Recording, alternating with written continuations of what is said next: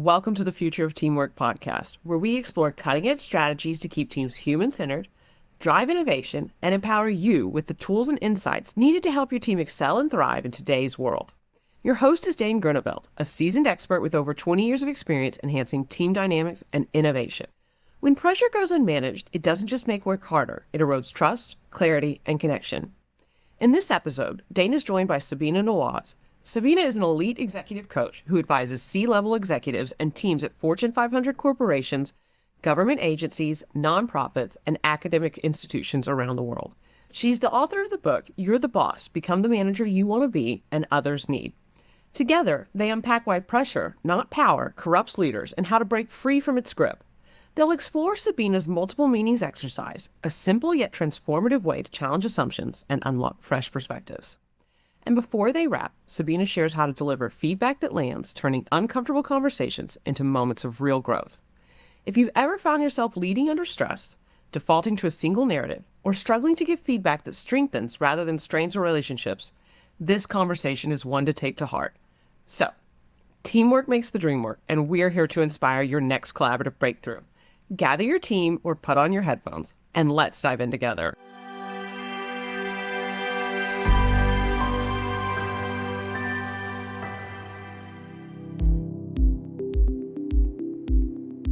Welcome to the Future of Teamwork podcast. My name's Dane Groeneveld, CEO of the Huddle 3 Group, and today I'm joined from Vancouver, Canada by Sabina Nawaz. Sabina is an author of You're the Boss, a new book out in just March of this year, and also a CEO coach. So I'm excited to dive right in. Welcome, Sabina. Thank you, Dane. So tell us a little bit more about you. How did you come to be coaching CEOs and writing this book? There's so many directions I can take that story in, and we can talk the entire show about that. Let me just start by saying that I was, at one point, a lousy manager at Microsoft. It wasn't always the case. When I first started managing, I managed teams that built software, and most of the people on my team would say, "You're the best boss I've ever had." I cared about them. I coached them. Those were great years. And then everything changed.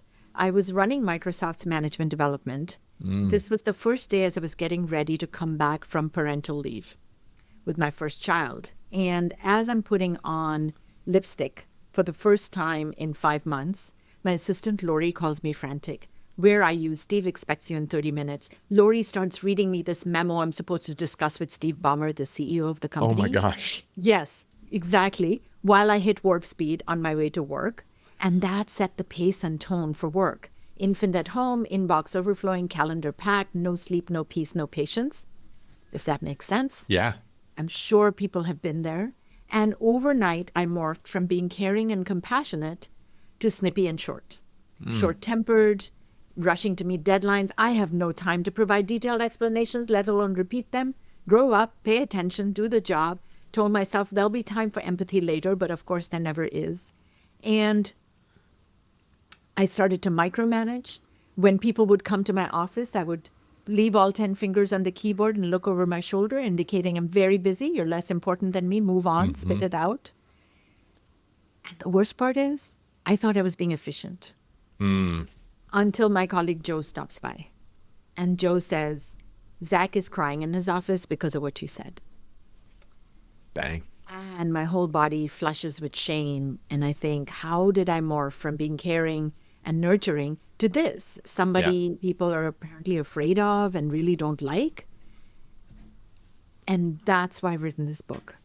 Excellent. Because I have so much compassion for managers who are under a lot of pressure.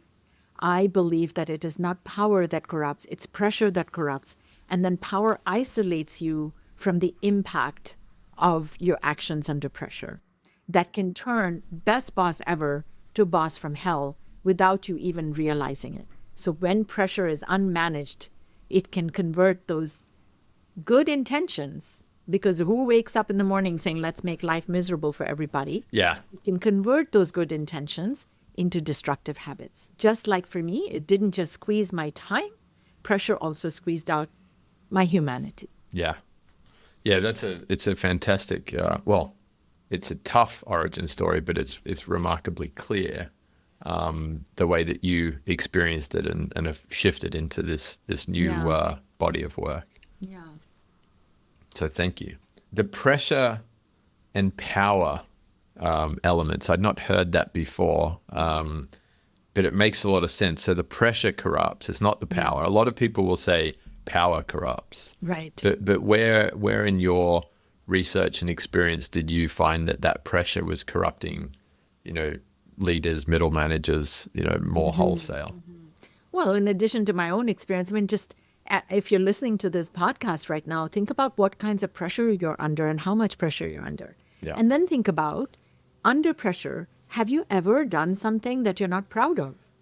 And the answer is yes. Yeah. Well, all of us. And so if that's what I mean by pressure corrupts. Yeah. The problem is when you're a boss, everything already gets amplified. So you raise your voice a little bit, you provide a little bit of a harsher criticism than necessary, and it becomes monumental in its impact. Yes. And that's because power is like this broken volume knob. It's distorted. Everything coming up is milder, cushioned in praise, and everything going down is amplified. More dire, more urgent, gunning directly for me. So a boss is frowning in a meeting, and I'm thinking, I'm toast, I'm fired. Yeah. So when we don't mindfully navigate pressure and those things show up, those behaviors show up, it has a really, really way magnified impact on our teams. Yeah. And research shows that when bosses treat employees poorly, or when employees believe the bosses are treating them poorly, they not just play video games, they deliberately make mistakes. Yeah. Yeah. Which is super damaging, but also I believe, and I can't quote the research, that it also heavily impacts the mental health of the employee, which then cascades to family members at home and community members, whether it's in a sports club or whatever they're doing. So it has a huge multiplier effect in the negative. Yes, it even has impact on physical health. Yeah. There's data on the additional incidences of heart disease based on the stresses from a bad boss. Yeah. Yeah. I think it's interesting. I know the Surgeon General here in the US has talked a lot about like the loneliness epidemic. Yes. I then saw some data saying that parenting is becoming a health problem. Really? I think 2 in 5 parents are suffering a lot of pressure and fatigue. And I like the way that you said it earlier here, no sleep, no peace, no patience. I think that's true for a lot of parents right now. Well, yes. And I wonder if there's an overlay between the loneliness epidemic and the stresses of parenting, where you no longer, in many cases, have that community of support, that village it takes to raise a child, is not existent in many cities. I think you're right. And then I would add to that, in a true Venn diagram, your piece, which is the bad boss. So if you've got the loneliness epidemic, you don't have the community, you're parenting, and you have a bad boss, you are in the pressure cooker. You're toast. Yeah, absolutely. Yeah. But it is really fascinating that is true in so many parts of our communities, and yet it's not a problem that we're really solving. So I'd love to understand from like the way you approach the book, what is it that you bring to the reader in the book that allows them to become the manager that they want to be, to be that person, to be that manager for others as well? Dane, the book is around this framework of managing pressure and power. We're never going to be pressure free. That's a fantasy. Yeah. So how can we make ourselves pressure proof? And similarly with power, how can we become powerful? There's a lot of good things about pressure and power. Pressure turns coal into diamonds. So it doesn't have to define you. Yes. It can refine you. But how do you do that? So based on my research, which is about 12,000 pages of data, there are these very common pressure pitfalls that we fall into, and these very common power gaps that we create. Gaps as in the distance between people once we have a title, a position, and authority that makes it hard to see things clearly. One of the most common pressure pitfalls is that of what's called the sole provider. Sole as in SOLE, the belief that I'm the only one who can. And it often starts with a noble sounding narrative. Yes. So you've got the caretaker sole provider who says, well, this is an especially busy time of year and I want to take care of my team and not add more stuff to their plate. You've got the straight A student. Nobody's going to be able to do it as well as me. Yeah. You've got the flash. Well, I can just do this in a jiffy. It's going to take me a lot less time to just slam it out than to tell someone else how to do it.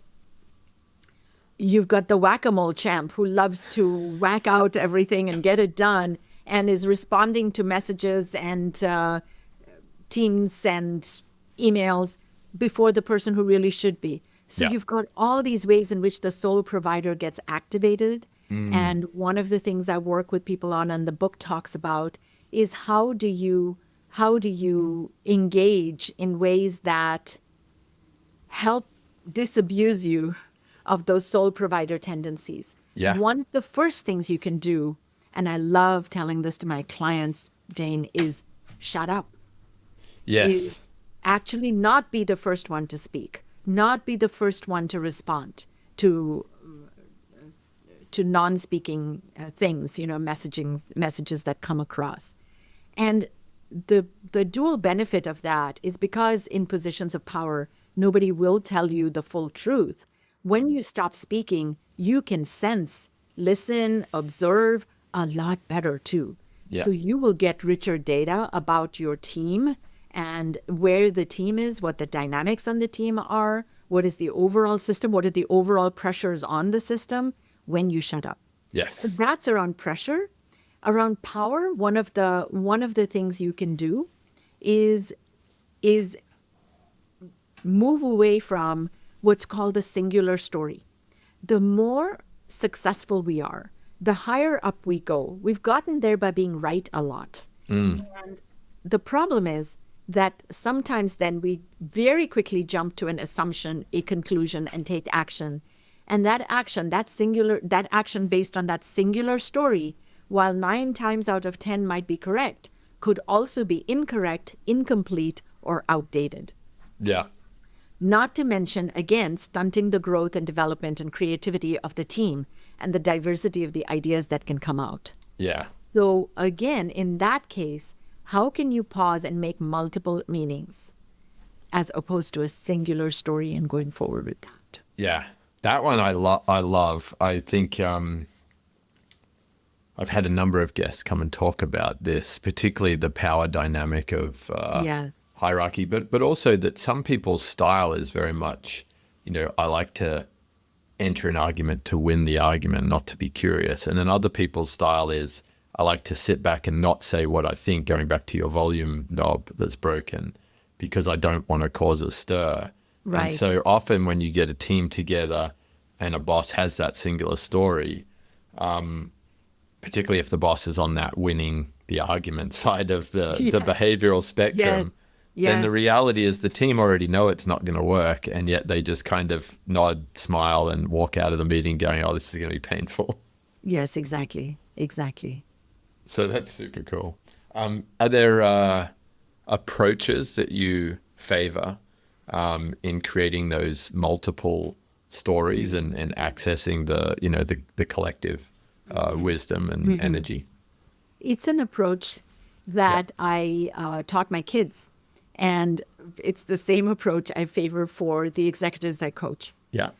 What happened was when my kids were young, one day I was on a walk and thinking, what is one of the biggest things my clients get into the most trouble with? These clients are in their 40s, 50s, 60s, and it was this singular story. And I thought, okay, I'm going to future-proof my kids against this. So I created a game called Multiple Meanings. Oh, wow.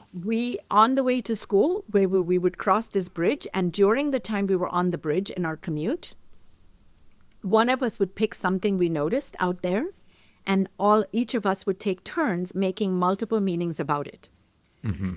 So let's say we see a guy walking by, his arms are covered in tattoos, he's wearing a sleeveless leather vest. Yes. My older son, Zarif, might say, the tattoos are fresh. He needs something sleeveless for them to heal.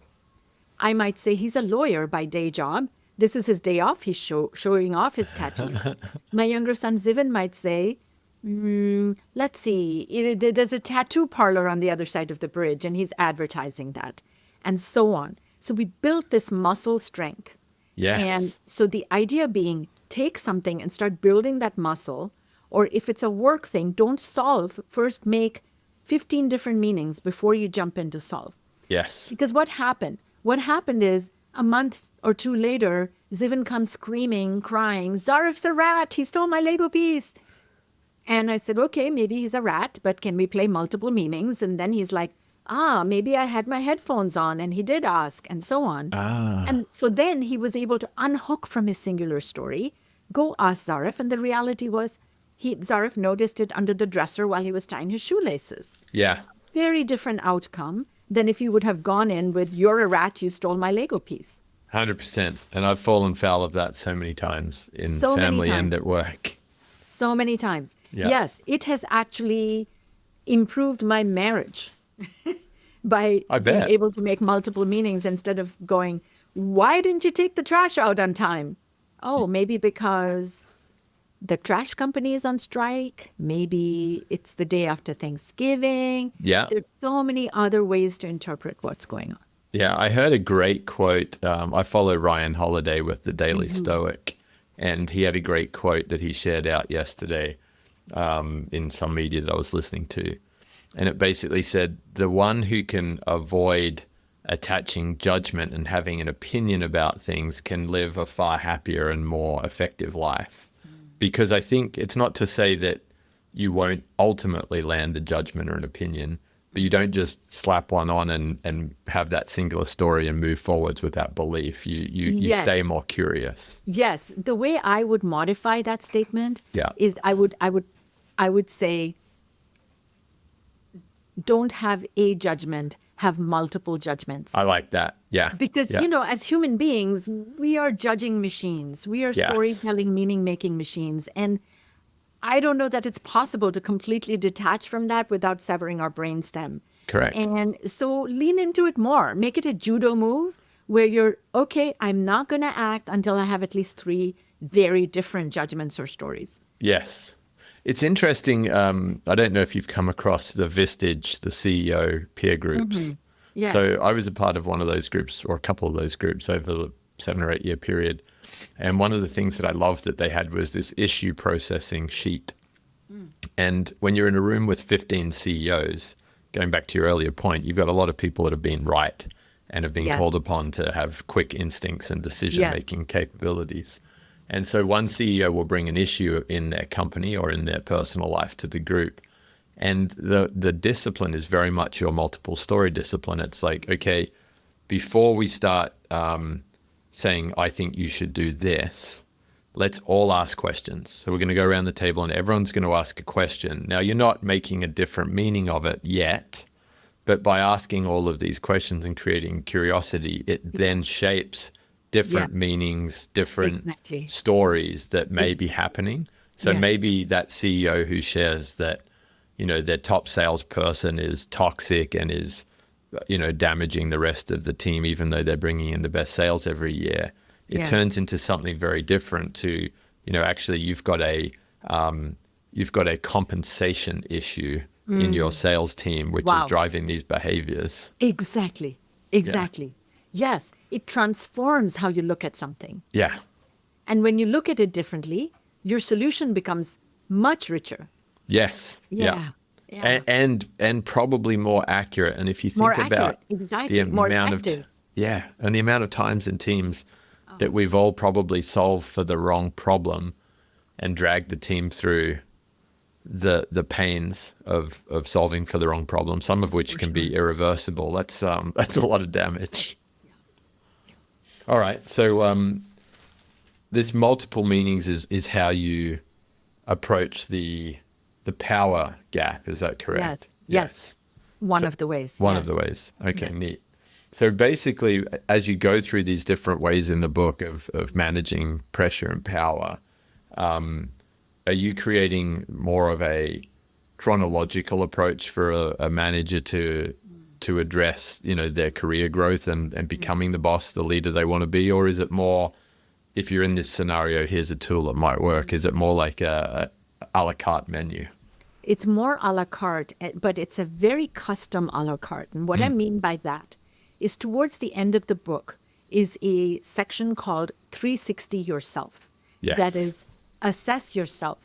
There are 42 questions. They take about 10 to 12 minutes to do very quickly. Rate yourself toward these questions geared toward each pressure pitfall and each power gap.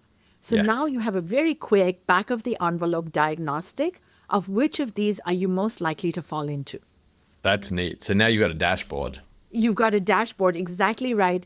Pick the top or the lowest either scoring item on your dashboard. Simply go to that chapter. Yeah. You don't even have to read the book sequentially. Oh, I like that. I like that a lot. So I'm kind of envisaging, I've got the dashboard, this light's flashing, and now I go to the owner's manual. I'm like, okay, Exactly. here's a question to ask or an activity to run. Exactly. That's great. That's really neat. And you said you had many pages of research to build the book. How much of this did you find from your own work coaching and leading the development of other leaders versus, going out there into the world and exploring, publicly available papers and research? Right. Of course, I explored a lot of publicly available research and papers and leaned on the work of many of my colleagues. The 12,000 pages I referenced, Dane, came from my work, which is when I coach as CEO, I also interview about a dozen people around them, and I write down everything they say. So after thousands of interviews, I've got 12,000 pages of data. Yeah. And that is verbatim data of what people think of their bosses. Very cool. So That's some then great research. Yes, exactly. It's real life people Yeah. in real life jobs with their real life teams. Yeah. And so then analyzing that, both myself and having an objective third party analyze it was helpful in surfacing these pressure pitfalls and power gaps. That's neat. That's super neat. So when you look at that data and some of the methods that you built in the book, I know context matters. So if you're coaching a CEO in a white collar environment where the whole executive team is present in New York Right. or wherever it might be, Right. or you're dealing with the CEO of a large manufacturing organization where a lot of their leaders are distributed through facilities all over the world. You bet. Where do you see some of those nuances start to pop up for leaders, whether it's cross-cultural, geographic time zone boundaries, and do you sense that can peak the pressure pitfall or the power gaps in any way? Well, this is a great question. You could even say, does gender make a difference? There's True. so many different Any variable. variables and factors. It's, of course, not possible to compute for all of those factors. I was actually surprised, when I say pressure corrupts and these behaviors that are less than healthy that show up under pressure for any of us and then in bosses. I was surprised to see that there was actually no gender difference. Wow. When I That's started analyzing men and women who are under tremendous amounts of pressure in equivalent jobs. So that was kind of interesting. Yeah. In general, I found that these pressure pitfalls and power gaps open up regardless of what type of job you have. Yeah. And because when I say CEO and that I coach CEOs, it's a very broad definition. It's not just CEOs of companies and in many sectors and different sizes. It's also a university president or the managing director of a research laboratory. Yes. So I found these common issues to show up whenever power and pressure collide. Yes. Will some of it show up more or less? Absolutely. Depending on various kinds of factors, geographical location, the culture of that geographical location, Yes. the upbringing of the person themselves, or the relationship to authority that culture has. There's just a myriad of ways to slice and dice it. So you're going to see ups and downs and variations that way. But the overarching themes have remained consistent Yes. throughout the people I interviewed. Which is really neat because it means that you don't have to, you can follow a lot of the methods that you've got in the book. You don't have to be spending a Yes. whole lot of time saying, well, this will only work in a blue collar manufacturing environment. Exactly. Yeah. Exactly. That's neat. So as you think about this shift, I know before the show we were saying that in the future we're moving from this like positional power to people power, and you talked about managers realizing that they don't have all of the answers now and they need to rely on the collective team. Yeah. How do you think this is going to shift, or where do you see it may already be shifting our whole approach to building teams, developing team members? Is it going to change the landscape, even from an early education standpoint in terms of how we create that muscle to be collective? Yeah, I believe it will change it fundamentally. Yeah. Now, what do we mean by that? Let's start with some data. There's a study that shows that CEOs are leaving their jobs in record numbers, higher than in the last 23 years. Okay. And the report in January said. And then it was followed up by another report that one of the reasons senior-most executives there's an exodus is because they're concerned that they're not the right people to lead organizations in the age of AI. They're not an AI-first generation, just like perhaps CEOs several decades ago were not a digital-first generation. And so it's not just first of all, I mean, it goes without saying, I think, that there are no easy answers right now in the times we live in. And there's a collision of multiple complexities happening, not just one. Yes. Not just two, but multiple. And so who knows where everything is going to go? No one if someone says they have the answer, I would be very afraid. And that's not someone I would want to follow. Yes. They're realizing so there's that, but there's also this sort of mindset, this gestalt, and what you're talking about, like if you're not AI first, you're going to think very differently. So absolutely, we need to think about how do we build those capacities right from the beginning to be more community focused as opposed to more expert focused. Yes.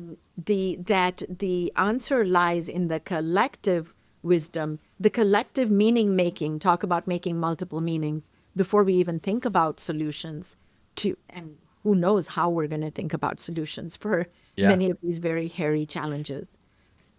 The problem with this is that sometimes another pressure pitfall I talk about, our inner hungers get in the way. Our desire to be seen as the smartest person in the room, our desire to be seen as the hero or the savior, or to maintain our own corporate mortality, a corporate longevity, those things show up. And so how can we get more conscious of what those are, those very human needs? And how can we not go to work hungry to feed those unsated desires? How can we get those needs met? So we're coming in with a full cup. Yes. Layer this with the complexity of systemic ways in which we reward people. We do not reward fire preventers. We reward firefighters, no matter what we say. 100%. Exactly. So as long as we continue to reward the hero jumping from tall buildings, why am I going to give up protecting my own toward the greater good? Yeah. That's a really interesting one on the reward. Yeah. Right. I've definitely, I think there's a secondary factor there too, because I agree that incentives are real, but I actually think even outside of the explicit rewards of compensation, and even, honors and team awards, I think there's also this other reward, which is that some people just get fueled on the adrenaline and the cortisol of being the firefighter. So true. And so true. It gives them meaning, it gives them mattering, even though it's fabricated and it's coming at a great cost to the team. Yeah. Yes. I read somewhere that sometimes firefighters even are the arsonists. Because I agree. They miss the adrenaline and the rush. Yeah. I can vouch for that personally, because after 20-something years of working in high charged and adrenaline fueled environments. I took a period of time off this year for a new baby, and we sold one of our businesses. And I went from going 100 miles an hour to 0 miles an hour. My wife correctly accused me of going out and creating chaos and finding things to go and fix when I didn't have anything to do. She was like, can't you just sit there and hold the baby? Why do you have to go and fix that thing now? Like, what? It's been like that for the last 5 years.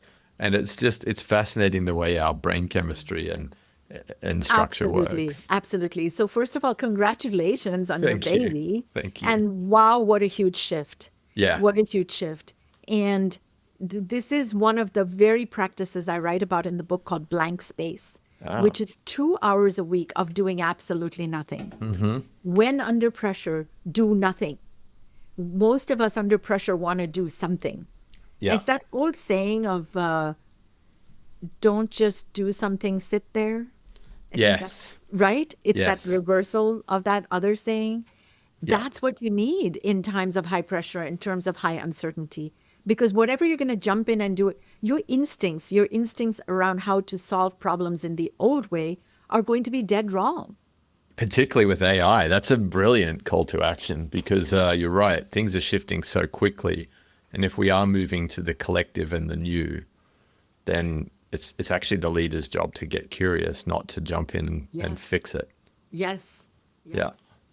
That's really interesting. It also that also ties in, Sabina, to some of the work I've been doing in therapy lately, building on a relationship challenge I had with my son, who's nearly 14. I realized that I was jumping in and fixing and getting through problems a lot and not taking enough time to really see him and understand his emotions. Mm-hmm. And so I was taking away that opportunity for him to recognize the emotions and do the work for himself. Mm. And I think a lot of bosses fall into that too. Like right now, a lot of our employees, no matter what team you're on, they're going through a lot. We talked about it earlier, whether it's parenting, whether it's geopolitical, social drama, financial challenges. There's just a lot happening in life.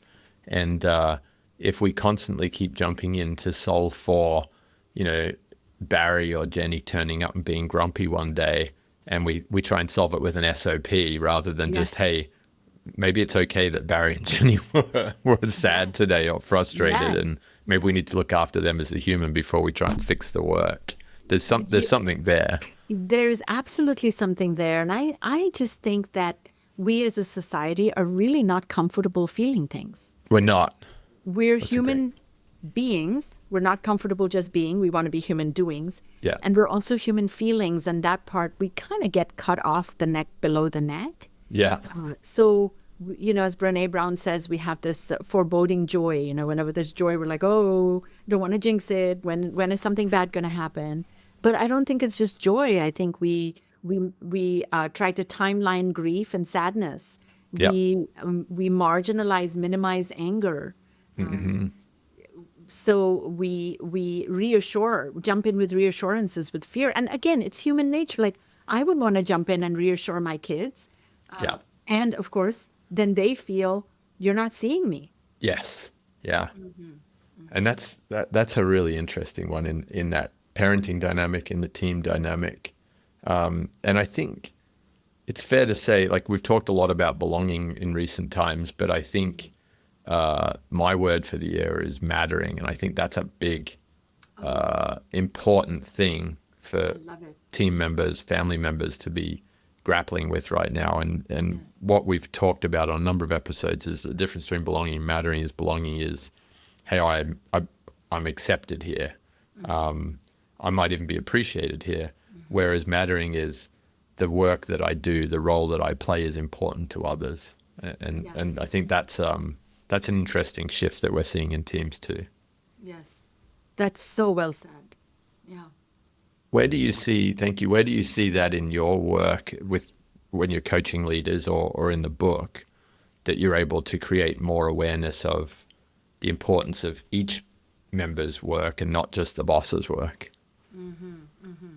Well, as I was talking about that sole provider, once you stop doing that, you're starting to see more. Once you engage your shut up muscle, you're engaging and activating everyone else. You're not stunting their growth, their development, their creativity as a result of it. The other thing I say in the book is that as a manager, your job is no longer to create the content. It's to create the container. Yes. It's to create the space in which people can learn, experiment, make mistakes, celebrate successes. It's the process. And then they get to do the hands-on work. Yeah. I really like that, create the space, create the container. But a good friend of mine, Dr. Andre Martin, and I were talking the other day about what a healthy team is.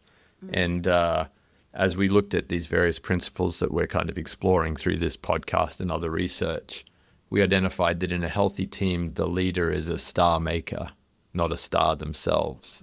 And that's a big shift per your kind of guidance in a narrative in your book. It is a big shift. But if you create the space, like, you don't have to impart wisdom and knowledge on a team member like it once was in an apprenticeship model. You just need to let them go out and find their superpowers and their curiosities within that space. Absolutely, yes. It's one of the 7 communication fault lines I discuss. And it's called sage speak, where you're sitting on the top of a mountain being the sage as opposed to fellow pilgrims. Yes, that's brilliant. I want more of the 7 communication fault lines, because as soon as you said that, everything just lit up, because I've spoken to so many leaders lately who said, I'm doing these things really well, but communication is still the thing we struggle with most in our team. So tell me more about the fault lines. Well, sage speak is one of them. Yeah. Another one is around the feedback flip and what that means. Again, this goes back to us thinking we have to do it all. Most managers find providing corrective feedback one of the most miserable parts of their job. Yeah. And many of them, including me when I was first starting out as a manager, have lost sleep and hair and all sorts of things in anticipation of those there you go. In anticipation of those difficult conversations. Yeah. And so why assume that the employee doesn't have any idea what feedback you're going to give them? That's where some of this anxiety is coming from. What if, instead of first just barreling on and giving them the fire hose of feedback, what if you first checked in with them? Yes. Hey, how do you think that meeting went or that project went? What was your contribution to it? What could you have done better? Yeah. Many managers are afraid of doing that because they think, well, they're going to say they did fantastic and I think they sucked. Well, wouldn't you rather know if there's a disconnect up front? Yeah. Then you can be more proactive in framing your feedback. If that's the case, if there is a disconnect, you might say, wow, maybe this is just a perception issue, which is good news. Yeah. Still an issue, but my perception is very different from yours. Let me share that. Yes. More often, what managers find is there isn't that much of a perception gap, and they can have a much more productive, collegial conversation on, okay, how do I support you? What do you need to do? This doesn't mean I'm letting them off the hook. I'm just starting with them. Yes. So that's the feedback flip, is start with them instead of you giving them the feedback. I'm going to put that into use next week, because I'm Fabulous. forever... Let me know how it goes. Yeah, I will. I'm forever chasing better ways to do feedback. Yeah. That's a cool one. And any of the others that you think stand out that are worth touching on, Sabina? Well, another one around feedback, couples research shows that for a partner to believe that they're getting 1-to-1, 50-50 positive and negative stuff from their partner, Yeah. the partner has to provide 5 positives for every 1 negative. Really? Really? That explains so much. Wow. I told you writing this book was good for my Yeah. marriage. Yeah, I mean, rightfully so. And I see it go both ways. You know, my wife might say 1 or 2 cutting comments to me in a day, and I feel like I'm wearing it, and vice versa. But 5-to-1, that's 5-to-1. That's huge. And so my guess is that human beings are human beings, and that probably translates to work as well. Yeah, I think it can only translate to work. Yes. So that's the uneven feedback communication fault line. Yeah. Wow. All right, so no more 50-50. No more 50-50. Yeah. Hey, even if you did Actually, in reality, even if you did 50-50, you'd be better. Yes. Because most of us are doing probably 20-80 Yes. at best. Yeah. The So that's proverbial, where you need to start. Start there. that's right. The proverbial sandwich needs to become like a club sandwich. Oh, then. gosh. Yeah, I totally don't believe in the sandwich. No, no, that's it. All right. That's very cool. All right. Well, there's so many different reasons that I need to grab a hold of the book now because I love just the pragmatic, deploy ready nature of some of these approaches that you're sharing. Thank you. What when you've worked with some of these leaders to put some of these practices into place, what have you found to be the time to impact? Like, are you seeing very quick changes in these leaders and their teams, and how does that flow down? Some of them are immediate Yeah, and usually within the next 3 months. that's quick. For example, the shut up muscle, right? Yes. You go to the next meeting and you're the fourth person to speak. Yeah, Now, initially, people are going to go, what's wrong? Why aren't they speaking? Am I getting fired? They'll make up all those stories. Yeah. You can be transparent about it. And then they go, Yeah. this is just flavor of the day. Okay, so in a week, 2 weeks, it'll shift. As long as you have the discipline to stick Yes. with it. Yes. So there are many things like that where you can apply them immediately at very low cost. This is not going to require extra time for you. Yeah. For example, I have a micro habit for every one of the pressure pitfalls and power gaps. A micro habit is something that is so small that you're going to laugh out loud at how ridiculously small it is. Okay. And that's why you'll do it. So, for example, if your goal is to be more physically fit, Yes. it's not about going to the gym every day at all. It's about doing one push-up. Ah, interesting. One push-up. Yeah. Now, who's going to say, oh, yeah, no, that's not going to happen? Yeah. Or whatever exercise You start. that you prefer. You know- You start Yeah. really low and you remain really low for a really long time until that becomes such an unconscious habit that only then do you increase it in size. So if you Yes. do any of these tools, you apply any of them in a micro fashion, that is an immediate application with really no extra time and of immediate benefit. Yeah, I really like that approach too. Yeah, I've found going to that shut up muscle, and it is a bit of a micro habit of sorts. What we do now in our rugby club, which I've learned from some of the older age group coaches, is when the team come off at half time, most coaches will walk in and be like, sit down, okay, this didn't go right, that didn't go right, you did good here, let's do this next, right? Yeah. Just Yeah. bang, bang, bang. And these guys are just coming off tired. Our micro habit now is doing 3 process breaths. So we give it to the captain to do, and we go, okay, let's all circle up. And then they lead off 3 ins and 3 outs on the breathing. And just that habit of doing the breathing and not talking for a minute, it's the shut up muscle. But then the next thing is you ask a question to the captain. Hey, what went well out there, or what didn't go so well out there, or what were you surprised by? Lovely. And Yeah, that's the feedback flip. It's great. Yeah, there you Yeah. go. There you go. So I accidentally ran into it, but you're Yes. creating the intentionality. Beautiful, beautiful. This reminds me that one of my micro habits, I like to say I have a daily meditation practice. Yeah. You know how long my daily meditation practice is? No. The first thing I do when I wake up, 1 inhale and 1 exhale. That's my daily meditation practice. Brilliant. Yeah. That's all it needs to be.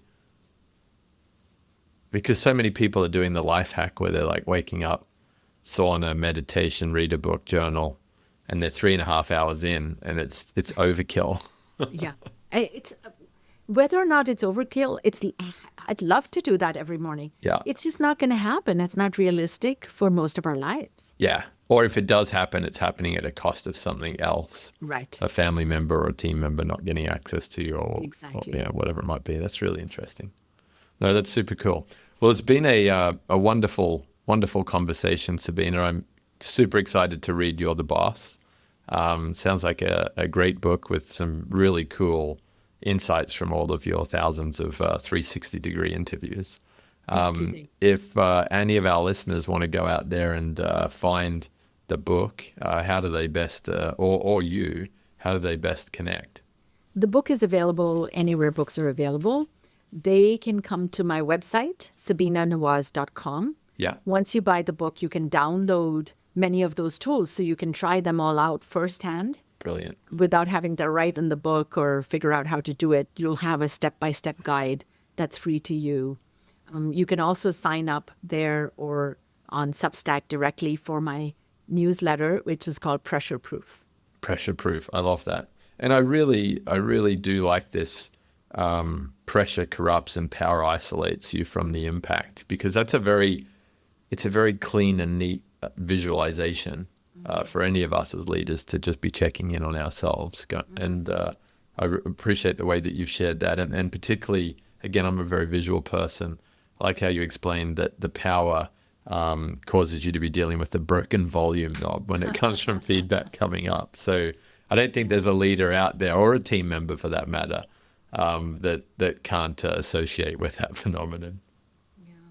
Well, thanks for your time. I hope you have a wonderful continuation of launching the book, and I look forward to collaborating soon.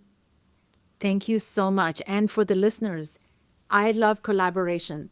If you use any of these tools and you find it useful, or you tweak it for your own practical purposes, let me know through my website, because that then benefits all my readers. Wonderful. Well, thank you, Sabina, and I'm sure we'll be circling back to dive into some of those findings and feedbacks too. Thank you, Dane. Thank you for joining us. Remember that by embracing vulnerability, trusting our intuition, and approaching challenges with compassion, we not only strengthen our teams, but also pave the way for a future where collaboration thrives. If you're hungry for more insights, strategies, and research on collaboration, head over to thefutureofteamwork.com. There, you can join our mailing list to stay updated with the latest episodes and get access to exclusive content tailored to make your team thrive. Together, we can build the future of teamwork. Until next time.